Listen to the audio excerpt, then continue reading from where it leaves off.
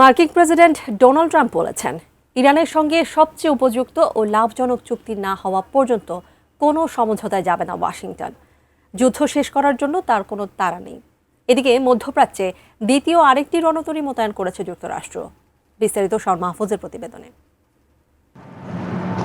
নানা শর্তের বেড়াজাল আর হুরমুজ প্রণালীতে পাল্টাপাল্টি অবরোধের কারণে ইরান যুক্তরাষ্ট্রের দ্বিতীয় দফা বৈঠক সম্ভব হচ্ছে না। তবে দুপক্ষকে আলোচনায় বসাতে জোর তৎপরতা চালিয়ে যাচ্ছে পাকিস্তান।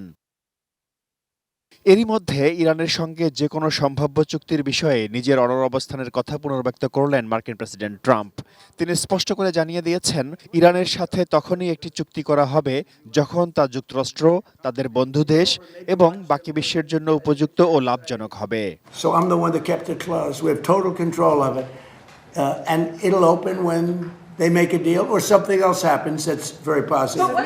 ট্রাম্প জানান, যুদ্ধ শেষ করার জন্য তার কোনো তাড়া নেই, তার হাতে অফুরন্ত সময় আছে। কিন্তু ইরানের তা নেই, তাদের সময় ফুরিয়ে আসছে। ইরানে পারমাণবিক অস্ত্র ব্যবহার করবেন না জানিয়ে মার্কিন প্রেসিডেন্ট বলেন, ইতোমধ্যে সামরিক লক্ষ্য অর্জন করেছে ওয়াশিংটন। যুক্তরাষ্ট্র ইরানের প্রায় ৭৫% লক্ষ্যবস্তুতে আঘাত এনেছে। দেশের মানুষকে প্রতিদিন সুরক্ষিত রাখার প্রত্যয় নিয়ে এলো সেফ রাউন্ড সুইচ, যা পুনর্গঠন করতে তাদের ২০ বছর সময় লাগবে।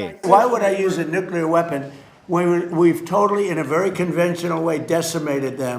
উত্তেজনার মধ্যেই মধ্যপ্রাচ্যে মোতায়েন করা হয়েছে মার্কিন বিমানবাহী রণতরী ইউএসএস জর্জ ডব্লিউ বুশ। আরেক রণতরী ইউএসএস জেরাল্ড ফোর্ড লোহিত সাগরে কার্যক্রম চালিয়ে যাচ্ছে। পাশাপাশি ওই অঞ্চলে অন্তত ২৬টি যুদ্ধজাহাজ অবস্থান করছে। এদিকে ইরান যুক্তরাষ্ট্রের কথার লড়াইয়ে বাড়তি মাত্রা যোগ করেছেন ইসরায়েলের প্রতিরক্ষামন্ত্রী ইসরায়েল কাটস। বলেছেন, তেল আবিব ইরানের বিরুদ্ধে যুদ্ধ পুনরায় শুরু করতে প্রস্তুত এবং তার দেশ ইরানকে প্রস্তর যুগে ফিরিয়ে দিতে যুক্তরাষ্ট্রের সবুজ সংকেতের অপেক্ষায় রয়েছে। তবে পাল্টা জবাব ও হুঁশিয়ারি উচ্চারণ করে ইরানের প্রেসিডেন্ট মাসুদ পেজেশকিয়ান বলেছেন, ইরান বিপ্লবী জাতি, তাদের ঐক্য ইস্পাতের ন্যায় দৃঢ়।